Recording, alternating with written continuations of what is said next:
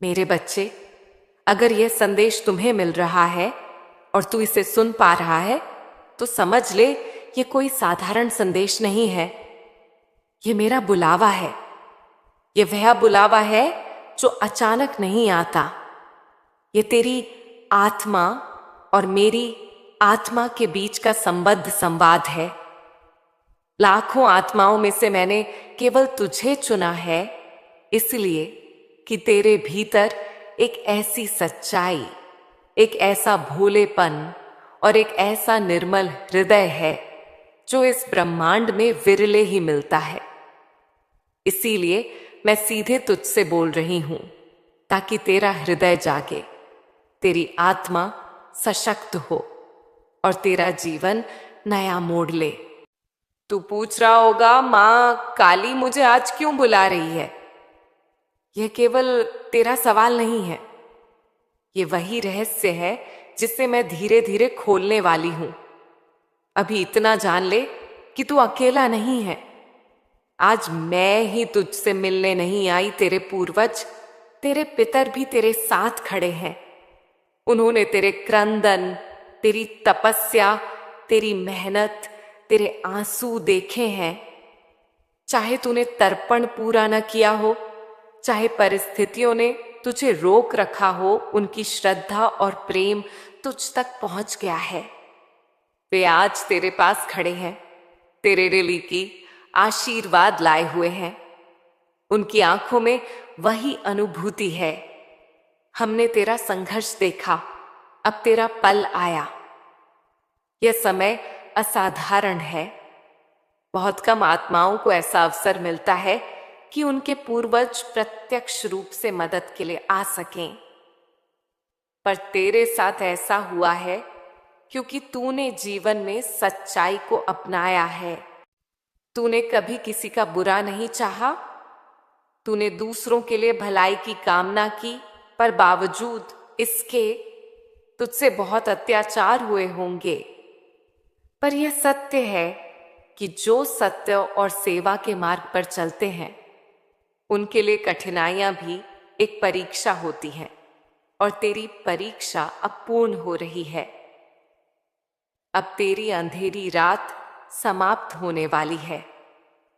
अब वे काले बादल जो तेरे ऊपर मंडरा रहे थे, छटने लगे हैं। नए सवेरे की किरणें तेरे जीवन में रस घोलने आ रही हैं। मेरे बच्चे, ये जान ले, तेरे कर्म, तेरी भक्ति और तेरे दान का फल अब मिलने वाला है। तेरे कर्म, तेरे छोटे छोटे दान, वे 2 रुपए की छोटी सी देन भी ब्रह्मांड में रचे हुए कारण फल के रूप में लौटते हैं। तू आज जो थोड़ा देता है, कोई दिन यह छोटा दान बड़े चमत्कार की तरह वापस आ जाएगा। ये आश्चर्य किसी जादू से कम नहीं, पर यह सत्य है। सच्चा दान, सच्चा कर्म और आत्मीय भक्ति ब्रह्मांड से जुड़ती हैं और वे फल देती हैं, कभी देर से पर निश्चित रूप से। तेरे पूर्वज कहना चाहते हैं, हमने तेरा संघर्ष देखा है। तेरी सच्ची ईमानदारी और भक्ति हमें प्रिय है। अब हम तुझे आशीर्वाद देते हैं। उनका आशीर्वाद ऐसा है कि उसका कोई प्रभाव समाप्त नहीं कर सकता। यह आशीर्वाद तेरे जीवन में परिवर्तन लाएगा। वे लोग जो तुझे ठुकरा चुके हैं, अपनी गलती महसूस करेंगे। जो काम तरक्की नहीं कर रहे थे, वे गति पकड़ लेंगे। और हां, वह खुशखबरी जो तेरे घर आएगी, वह सीधे हमारे आशीर्वाद की देन होगी। अब तू अपने भीतर एक नई ऊर्जा महसूस करेगा। हंसी सिर्फ चेहरे पर नहीं, पूरा अस्तित्व में होगी। तेरा आत्मविश्वास बाकी होगा। तेरा स्वभाव बदल जाएगा, पर यह बदलने वाला रूप अहंकार की वजह से नहीं होगा, बल्कि उसकी पवित्रता से होगा। तू और ऊंचे उठेगा और उन ऊंचाइयों से तू खुला आसमान देखेगा, जहां से हर दीवार छोटी दिखती है और हर अवसर विस्तृत होता है। मेरे बच्चे, ये संदेश केवल सुख की बात नहीं कहता, यह तुझे मार्ग दिखाता है। मैं तुझसे कहती हूं, अपनी सच्चाई, अपनी भक्ति और अपने दानों को कभी न छोड़ना। तेरे छोटे छोटे पुण्य और दान लंबे समय में तुम्हारे लिए बड़े उपहार बनकर आएंगे। जब तू किसी को सहायता करता है, भले वह बहुत छोटा हो, ब्रह्मांड उस सहायता को नोट कर लेता है और समय आने पर उसे लौटाने के लिए व्यवस्था करता है। इसलिए डरो मत, छोटा मत समझो और कर्म से पीछे मत हट। आगे मैं और गहराई से बताऊंगी कैसे अपने पूर्वजों का स्मरण रखना, कैसे भक्ति और दान का मार्ग अपनाना, कैसे क्षमा और सच्चाई से जीवन बदल सकता है, और कौन कौन सी छोटी छोटी साधनाएं तेरे लिए विशेष फल देती हैं। पर अभी यह जान ले, तू चुना हुआ है, तेरी आवाज सुनी जा रही है, तेरे आंसू सराहे गए हैं और अब परिवर्तन आरंभ हो चुका है। मेरी ममता तेरे साथ है और तेरे पितरों का प्रेम तेरे कदमों को संभालेगा। अब आगे की राह के लिए तैयार हो जा, क्योंकि तेरे जीवन में एक नया सूर्योदय आने वाला है। मेरे बच्चे, तेरे पूर्वज, तेरे पितर केवल स्मृति नहीं है, वे सतत ऊर्जा हैं जो तेरे जीवन से जुड़े हुए हैं। वे तुझे देख रहे हैं, तेरी राह देख रहे हैं, और जब समय आता है तो सीधे हस्तक्षेप करते हैं। पर ध्यान रहे, उनका आशीर्वाद मांगने से पहले तेरे भीतर एक शुद्ध भाव होना चाहिए। उनकी कृपा पाने के लिए मतभेद नहीं, केवल श्रद्धा चाहिए। जब तू सच्चे मन से अपने पूर्वजों की स्मृति करता है, चाहे वह प्रार्थना हो, तर्पण हो या केवल एक शांत अनुरोध, ब्रह्मांड उस प्रार्थना को सुनकर व्यवस्था बनाता है। और मैं कहती हूं, तेरे पूर्वज तुझसे बोलना चाहते हैं। वे तेरी पीड़ा देखकर व्याकुल हैं। उनकी इच्छाएं और उनकी दया अब तेरे लिए कार्य कर रही हैं। तेरे पूर्वजों के संकेत छोटे छोटे होते हैं, एक सपने में आना, एक अचानक याद आना, लोगों के व्यवहार में बदलाव या जीवन में अचानक से मिलने वाली सहूलियतें। जब तू आंख बंद करके सुनता है, इन संकेतों को अनुभव कर सकता है। पर कभी कभी मानव मन जिज्ञासा और शंका से भरा रहता है। उसे सब कुछ तर्क के पैमाने पर तोलना पड़ता है। पर मेरे बच्चे, आत्मिक संकेत तर्क से परे होते हैं, वे हृदय से जुड़े होते हैं।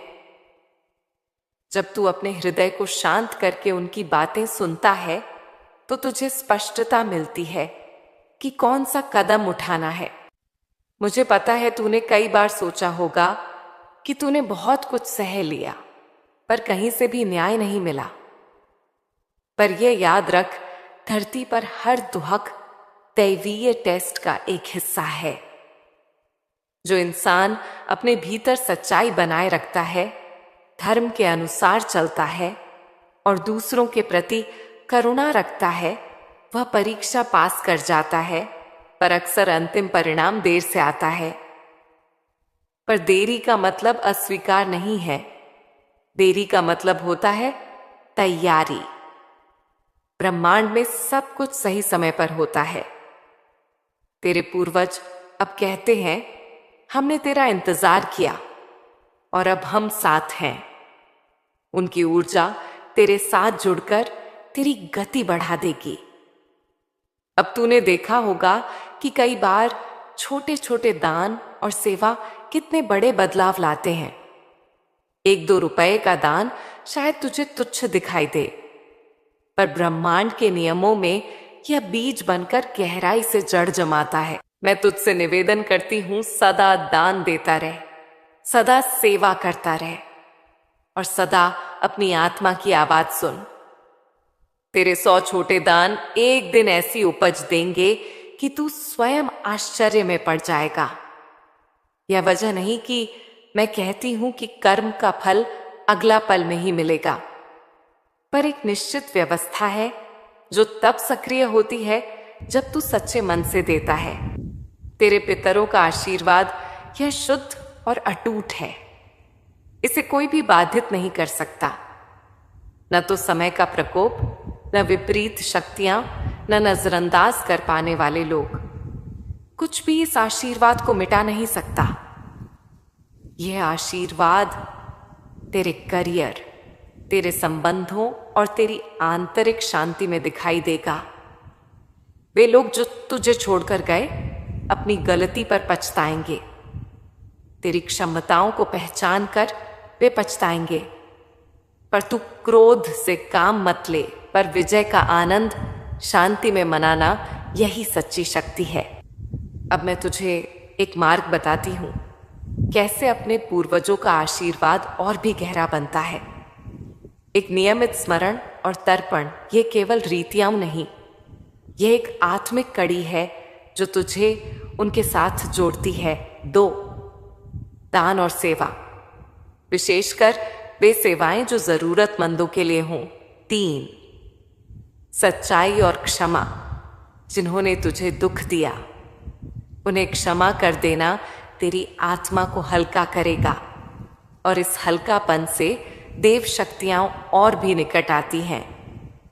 4, नियमित ध्यान और आत्मनिरीक्षण, यह तेरी चेतना को शुद्ध करता है और आशीर्वाद को स्वीकारने के लिए तैयार करता है।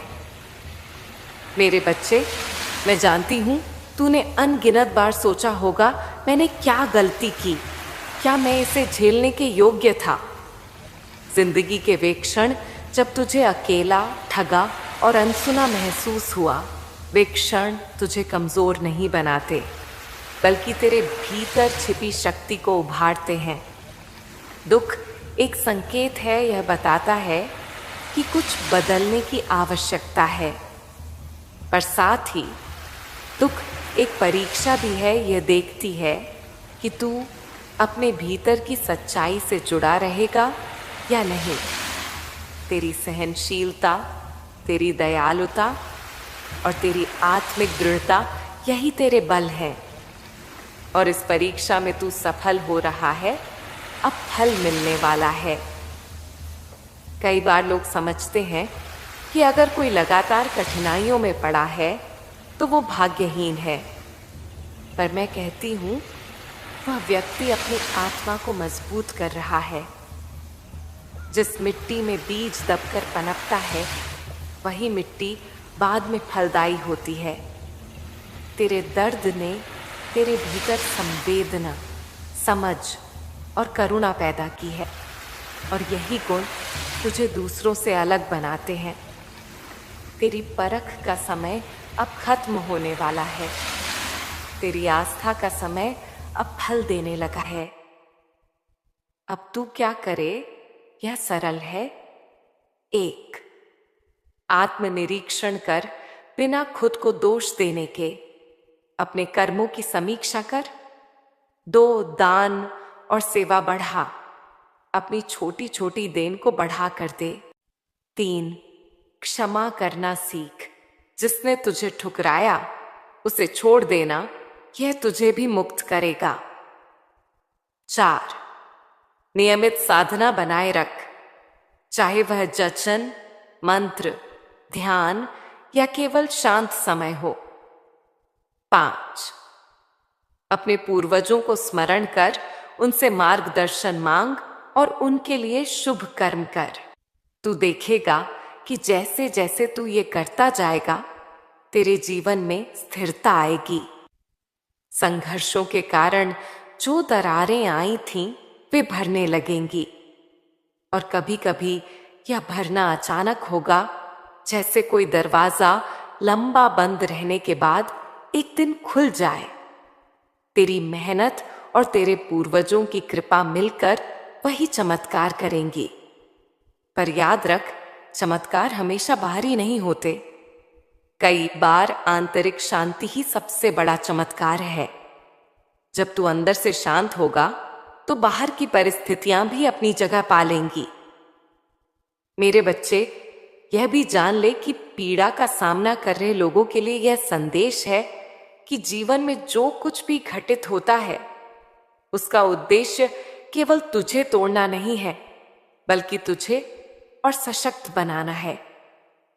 और मैं, तेरी मां काली, हमेशा तेरे साथ हूं, तेरे अंधेरे को जगमगाती हुई रोशनी बनने के लिए। पर एक शर्त है, तुझे अपनी सच्चाई नहीं छोड़नी।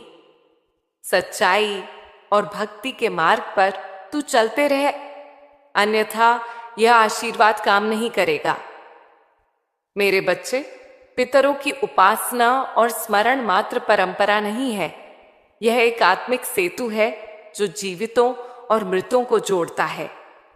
जब तू अपने पितरों के लिए तर्पण, श्राद्ध या कोई सेवा करता है तो तू केवल रीतियां नहीं निभा रहा होता, तू उनके साथ एक रिश्ता बना रहा होता है। यह रिश्ता ऊर्जा के आदान प्रदान का माध्यम है। वे तेरी भक्ति और सेवा देखकर प्रसन्न होते हैं और अपने आशीर्वाद भेजते हैं। इसीलिए मैं कहती हूं, नियमित स्मरण और तर्पण का अभ्यास कर। पर यह आचरण दिखावे के लिए नहीं होना चाहिए, यह दिल से होना चाहिए। यदि तू सोच रहा है कि कैसे शुरू करे, तो मैं सामान्य मार्ग बताती हूं। 1. प्रतिदिन थोड़ी सी प्रार्थना और पितरों को प्रणाम करना। 2.